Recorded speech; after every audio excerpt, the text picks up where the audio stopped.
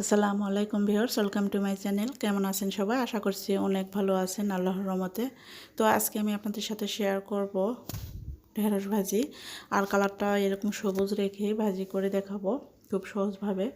এখানে ঢেঁড়স আমি 1.5 ইঞ্চি করে কেটে নিয়েছি। আপনারা আপনাদের পছন্দ অনুযায়ী কেটে নিতে পারেন, আরও ছোট করে কেটে নিতে পারেন। তো আমার কাছে এরকমই বেশ ভালো লাগে। তো চুলে একটা প্যান বসিয়ে প্যানটা গরম হলে এখানে 4 টেবিল চামচের মতো তেল দিয়ে দিচ্ছি। তেলটা গরম হলে দিয়ে দিচ্ছি 2টা পেঁয়াজ কুচি, আর দিয়ে দিচ্ছি 5-6টা কাঁচামরিচ ফালি করে। এখন পেঁয়াজ আর মরিচটা নেড়ে চেড়ে ভেজে নেব নরম করে। এটা কিন্তু ব্রাউন করে ভাজা যাবে না।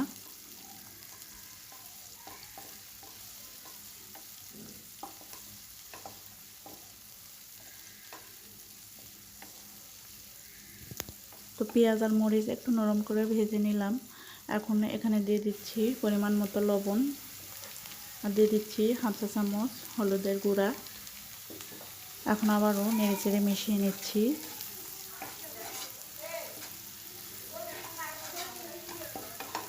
এখন আগে থেকে কেটে রাখা ঢেঁড়সগুলো দিয়ে দিচ্ছি এখানে।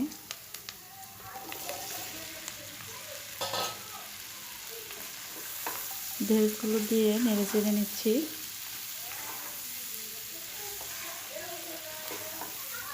খুব ভালো করে নেড়ে চেড়ে সব কিছু মিশিয়ে নেব।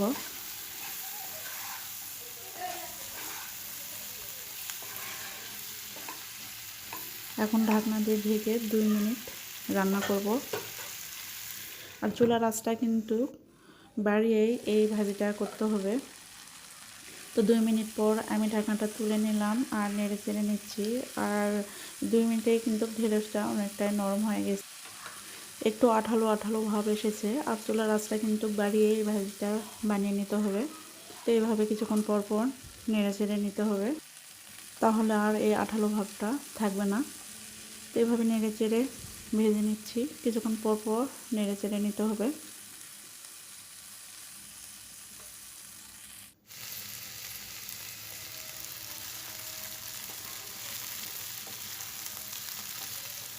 তো ভাজিটা হতে কিন্তু খুব বেশি সময় লাগে না, আর এই ভাজিটায় বেশি কড়া করে ভাজা যাবে না, তাহলে কিন্তু খেতে ভালো লাগবে না।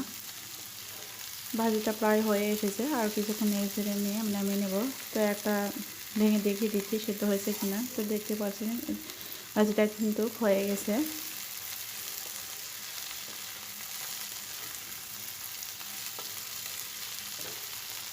এখন নেড়ে চেড়ে মিশিয়ে নিয়ে এখন আমি নামিয়ে নিচ্ছি। ঢেঁড়স ভাজি হয়ে গেছে। তো এতে দেখতে পাচ্ছেন কালারটা কিন্তু সবুজ রেখে ভাজিটা করে নিলাম। আর খুব সহজেই কিন্তু এই ঢেঁড়স ভাজি বানানো যায়। আর গরম ভাতের সঙ্গে ঢেঁড়স ভাজি খেতে অনেক মজা লাগে। তো ভিডিওটি কেমন লাগলো অবশ্যই কমেন্টসে জানাবেন। ভিডিওটি ভালো লাগলে লাইক কমেন্ট শেয়ার করে এবং সাবস্ক্রাইব করে আমার চ্যানেলের পাশে থাকবেন। আজকে এখানেই বিদায় নিচ্ছি। আল্লাহ হাফেজ।